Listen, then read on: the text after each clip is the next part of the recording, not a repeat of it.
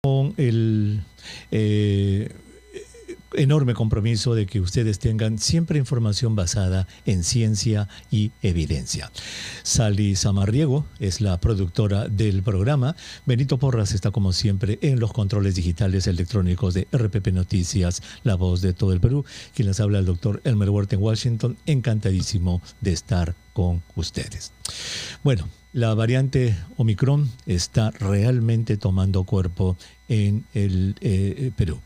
Ya nos dijo el doctor César Munaico el día sábado en Cuidando tu Salud que 21 de las 24 regiones de nuestro Perú han tenido en la última semana un aumento, pero así, exponencial, dijo él, de los casos de COVID-19.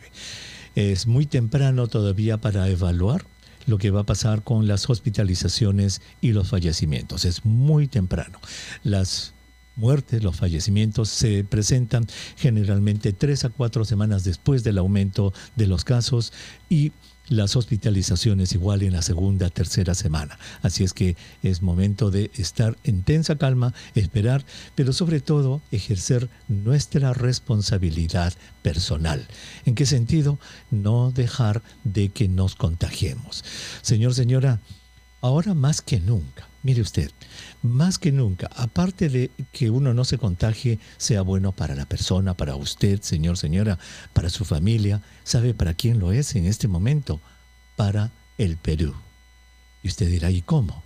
Pues para el sistema de salud del Perú, que se podría haber desbordado por tantos casos que llegaríamos nuevamente a lo que vivimos el año pasado y el anteaño pasado.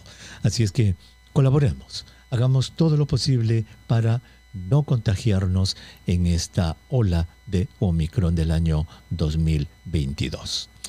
Vamos a ir a conversar con nuestro primer invitado, el doctor Augusto Tarazona. Él es viceministro de Prestaciones y Aseguramiento en Salud del Ministerio de Salud y está con nosotros y lo saludamos a la distancia. Doctor Tarazona, qué gusto de saludarlo. Muy buenas tardes. Buenas tardes, doctor Elmer. Un gusto de saludarle igualmente y siempre dispuesto a conversar sobre los temas. Lo sabemos, doctor. Gracias y se lo agradecemos en nombre de todos los oyentes. Usted, la verdad, los viceministros, el ministro de Salud están siempre dispuestos a conversar con los oyentes y eso es muy importante en aras de la transparencia y el respeto que se merecen nuestros oyentes y todos los pobladores en realidad en el Perú. Doctor, usted dijo ayer que estima que en 3 semanas podríamos llegar por encima de los 150,000 casos por semana. ¡Wow! Eso es bastante, lo que nos pone obviamente en una situación muy difícil. ¿En qué se basan esas predicciones? Y cuéntenos qué medidas se están tomando en el MINSA. Sí, mire, en realidad estamos preocupados porque esto parece ser cierto. Hace 2 semanas teníamos 12,800 casos durante toda la semana. Hace una semana atrás tuvimos 26,000 casos, 26,400 la última semana de diciembre. Y en esta última semana que ha pasado, es decir, la primera semana de febrero, se han reportado en nuestro registro de enero. Sí, en nuestro registro se ha reportado poco más de 80,000 casos, poco que nos ha superado la expectativa. A ver, doctor, vamos con estos números para que, discúlpeme, vamos con estos números despacio para que nuestros oyentes logren fijar la magnitud de este aumento. En la penúltima semana de diciembre estábamos en 12,000 casos por semana, 12,860, casi 13,000. Luego, la última semana de diciembre se duplicó a 26,400. Y esta semana que ha pasado a 80,000, doctor. Efectivamente, ¿no? Poco más de 80,000 casos durante toda la semana. Entre los asintomáticos y personas sintomáticas. La suma de todos estos casos positivos nos llevan a esa cifra. Si esta velocidad de transmisión se mantiene, evidentemente en una semana más podemos tener el doble de casos de lo que ahora tenemos, es decir, poco más de 100,000, 150,000. Es esa la gran posibilidad, porque entendiendo que esta variante es muy contagiosa, puede seguir circulando y contagiando a muchas personas rápidamente. Esto obviamente no lo señalamos con el ánimo de asustar, de espantar a las personas, sino más bien con el ánimo de que sigamos tomando los esfuerzos necesarios para prevenir los contagios, para evitar que la magnitud de esta ola sea mucho mayor, que siga creciendo. Porque si bien es cierto que esta variante tiene características de que no son muy letales, que no generan muchos casos graves, sin embargo, cuando existe una cantidad enorme de casos en poco tiempo, sí cabe la posibilidad de también incrementar algunos casos con enfermedades severas, con enfermedades que pueden llevar a hospitalización, a UCI, y por lo tanto reitero que es importante ir cortando esa velocidad de transmisión. Muy bien. Entonces la velocidad de transmisión que se está duplicando, un poco más de duplicando cada semana, obviamente si estamos en 80,000 la semana pasada, 80 más 80, 160, deberíamos estar por 150 o más. Y de ahí si sigue multiplicando, doctor, vamos a llegar de repente a 200, 300,000 casos. Ahora, lo que se está viendo en el Perú, y es muy temprano todavía, es que las hospitalizaciones están todavía en planas, doctor, o se está observando un aumento de hospitalizaciones. Es muy ligero el incremento de hospitalización. La semana anterior hemos tenido alrededor de 27% de camas, de las 15,000 camas que está dispuesto para pacientes COVID, el 27% ha estado ocupado. Ahora estamos alrededor de 30%, todavía es manejable hasta este momento. No obstante, reitero, todavía tenemos que ir viendo cómo van las cosas. Perfecto. Doctor Tarazona, por favor, permítanos hacer una brevísima pausa. Cuando regresemos quiero conversar con usted sobre las medidas que se están tomando y también quisiera hablar sobre las pruebas. ¿Cuándo hacerse las pruebas? ¿Quiénes deben hacerse las pruebas? Porque van a escasear las pruebas si tanta gente se infecta, doctor. Vamos a regresar en un momentito. No nos se vayan. Para este segundo lunes del mes de enero del año 2022, el tercer año de la pandemia. Soy el doctor Elmer Huerta. Muchísimas gracias por estar con nosotros. Si usted recién se une a nuestro programa, estamos conversando con el doctor Augusto Tarazona, viceministro de Prestaciones y Aseguramiento en Salud del Ministerio de Salud, quien nos ha dicho, señora, fíjese estos números. La penúltima semana de diciembre estábamos en 12,800 casos de COVID-19. 12,800. La última semana de diciembre subió a 26,400, más que se duplicó. La semana pasada, señora, estamos en 80,000. ¿Cuánto estará la próxima semana? ¿150,000? ¿200,000? Entonces, doctor Tarazona, este explosivo aumento en el número de casos, obviamente tiene la amenaza de que pueda comprometer nuestro sistema de salud al requerir hospitalizaciones, etcétera. ¿Podría ponernos al día qué es lo que se sabe acerca de las pruebas que tenemos? Sabemos que tenemos más de 8 millones, han dicho, de pruebas serológicas, casi 1,5 millones, perdón, no serológica, pruebas de antígeno, 1,5 millones, un poco más de pruebas moleculares. ¿Cómo estamos en pruebas, doctor?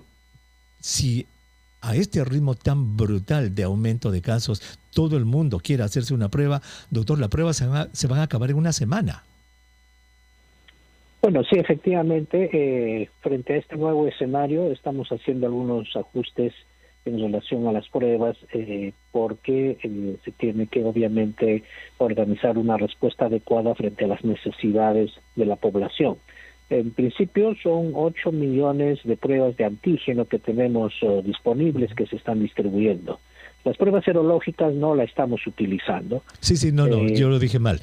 Obviamente, las serológicas no se usan. Las de antígeno y las pruebas moleculares estamos con poco más de 1 millón que se tiene para estas 2-3 semanas, y la siguiente semana estamos incorporando una compra similar de pruebas moleculares, y así progresivamente se irá incorporando. Con esta disponibilidad y según las necesidades que se está planteando y según las la situación del paciente es que se está orientando el tipo de prueba. Para los pacientes que tienen síntomas, que están con fiebre, con tos, dolor de garganta, deben acudir a un punto COVID que se ha determinado en diversas partes del país para que se les haga su prueba, su diagnóstico respectivo, y preferentemente se harán pruebas de antígeno a este tipo de pacientes. Las personas que han estado en contacto con un caso positivo y tienen más de 60 años, tienen algún tipo de comorbilidad, algún factor de riesgo, entonces a estas personas, aun cuando no tengan síntomas, se les tomarán las pruebas moleculares. Obviamente, estas pruebas moleculares es preferentemente después de 4 días de haber estado en contacto con la persona de caso positivo. Las personas que no tienen síntomas, no tienen ningún factor de riesgo, ninguna comorbilidad, y han estado en contacto con un caso positivo, estamos indicándoles que se conecten a través de la línea 113 con la finalidad de orientar su caso específico según la evaluación que haga el médico de la línea 113. Ese es el esquema que se está implementando. Esto último es importante. Lo que nos ha dicho entonces es que personas en riesgo, personas mayores de 60 años o personas en riesgo tienen preferencia para las pruebas. Usted nos ha dicho que las personas que no tienen ningún factor de riesgo y que no tienen síntomas, etcétera, de repente no van a necesitar una prueba, doctor. Es posible, va a depender de la evaluación que se haga a través de la teleconsulta, y allí se determinará el tipo de prueba y se le orientará hacia dónde puede dirigirse para tomarse la prueba respectiva si es que la merita. Claro, porque en algunos lugares, en algunos otros países, están pensando en, digamos, racionar el número de pruebas, porque al no haber tantas, le están dando preferencia a las personas de mayor riesgo, a las personas mayores y los jóvenes que no se hagan la prueba. Y acá viene la pregunta. ¿Para qué sirve la prueba, doctor? ¿Para qué un muchacho de 25 o 30 años necesita hacerse una prueba? Bueno, va a depender del contexto en donde se encuentra la persona. Si es que es el contacto de una persona que tiene caso positivo, está en su familia, está dentro de una vivienda, vive con él, en realidad ya no necesitaría una prueba, porque con la velocidad de transmisión del virus, dentro de la familia, ya vamos asumiendo que cualquier persona de la familia puede estar contagiado, y lo que hay que tomar es las medidas de manejo familiar, que significa aislamiento de los sintomáticos, cuidar más a los mayores de edad, y por lo tanto, si ya tenemos a la familia contagiada, ya no habría tanta urgencia de tomarle una prueba si es que no tiene ningún síntoma, ningún factor de riesgo. Correcto. Obviamente las pruebas nos sirven básicamente para confirmar el diagnóstico en un paciente sintomático. Lógico. En un paciente asintomático, confirmar que tiene COVID-19, y si es un grupo de riesgo, pues observarlo con muchísima más, digamos, eficiencia. Pero al no haber un tratamiento, ¿verdad? Ya hemos pasado felizmente esa época de la ivermectina, hemos pasado la citromicina, hemos pasado esa época de la hidroxicloroquina, todo eso ya quedó en el pasado. Entonces lo que queda es reposar, aislarse y tomar sintomáticos, doctor. Entonces el punto era que no sé si usted está de acuerdo o no, ante la relativa carencia de pruebas, porque van a haber cientos de miles de contagiados, doctor, y me temo que todos van a querer hacerse una prueba. Ustedes van a tener que de repente ser más claros en esta, digamos, preferencia de pruebas. ¿Quiénes están en primera línea y quiénes en segunda línea para las pruebas? Porque si no, no van a alcanzar. Sí, como le señalaba, las personas que tienen síntomas asociados al COVID-19, si ya están con los síntomas, estamos orientando a que se tomen pruebas de antígeno, pruebas antigénicas. Okay. Las personas que han tenido contacto con un caso positivo y son mayores de 60 años y tienen algún factor de riesgo, ellos son candidatos a las pruebas moleculares. Las personas sin síntomas, sin comorbilidad, jóvenes que han estado en contacto, ellos se comunican para orientar su caso específico. Muy bien. Esas son las 3 ideas claves que estamos incorporando. Muy bien. Pues entonces, atención a los muchachos, a los jóvenes que tengan familiares con COVID en la casa. Ya los jóvenes tienen que suponer que están infectados y no van a necesitar hacerse una prueba. Obviamente van a tener que llamar a la línea 113. El doctor por telemedicina les dirá, mire, repose, quédese en su casa. Usted no necesita una prueba en este momento porque, doctor, es posible que se falten las pruebas. Porque eso es lo que está pasando aquí en Estados Unidos. Hay una enorme demanda de pruebas y la gente no sabe qué hacer porque todo el mundo quiere hacerse, obviamente, una prueba y eso no alcanza para todos. Doctor, esta mañana Edgar Trejo, presidente de la APAFA, dijo que en el Perú, él dijo que era mentira que la mayor parte de los pacientes en UCI eran personas no vacunadas, que eso era falso. ¿Qué puede usted decirle a los oyentes, doctor, sobre esa afirmación del presidente de la APAFA?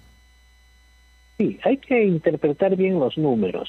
En términos numéricos absolutos, sí, los pacientes que no están vacunados son la mayor parte de los que están en UCI. Los pacientes vacunados son los menos. Pero acá hay que interpretar algo más. Si tenemos 50 personas vacunadas en UCI y tenemos 50 personas no vacunadas en UCI, no significa que están igual. ¿Por qué? Porque los vacunados son 50 personas de 22 millones de vacunados versus 50 personas de 4 millones de vacunados. Entonces ahí la diferencia es enorme en el resultado de la vacuna. Y precisamente nuestra por lo menos aceptable tasa de vacunación, que estamos ya cerca del 82%, es algo que nos está ayudando también a enfrentar esta ola con menos casos severos, menos casos graves, menos mortalidad. Y estamos viendo lo que sucede en otros países. Se eleva la curva de casos, pero la curva de mortalidad casi se mantiene igual. Se está separando, porque en la primera y en la segunda ola, la curva de casos se elevaba y también la curva de fallecidos. Marchaban igual.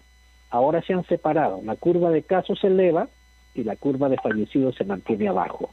Efecto, obviamente, de la vacunación. Proporcionalmente hablando, entonces, la gran mayoría de personas no vacunadas son las que están en unidades de cuidados intensivos. Sí, nuestra evaluación epidemiológica nos dice que el 80-82% de personas que están en cuidados intensivos son los no vacunados. Correcto. Una menor proporción son aquellos vacunados que tienen vacuna incompleta o tienen algún factor de riesgo o alguna comorbilidad asociada. Son ese tipo de personas que han ingresado a la UCI. Ok, 82 contra 18. Ese es el número que el presidente de la APAFA debería de memorizar. Y en Italia, el Ministerio de Sanidad de Italia reveló el sábado, doctor, que las personas no vacunadas tienen 25,6 veces más posibilidades de ser admitidas a una unidad de cuidados intensivos. Lo mismo en España, lo mismo en Estados Unidos. En el mundo entero son las personas no vacunadas las que más posibilidad tienen de hospitalizarse. Doctor, muchísimas gracias por haber estado con nosotros en el programa. Muchísimas gracias y pues estamos a la orden para poder ayudarlos en la diseminación de cualquier mensaje que ustedes quieran poner.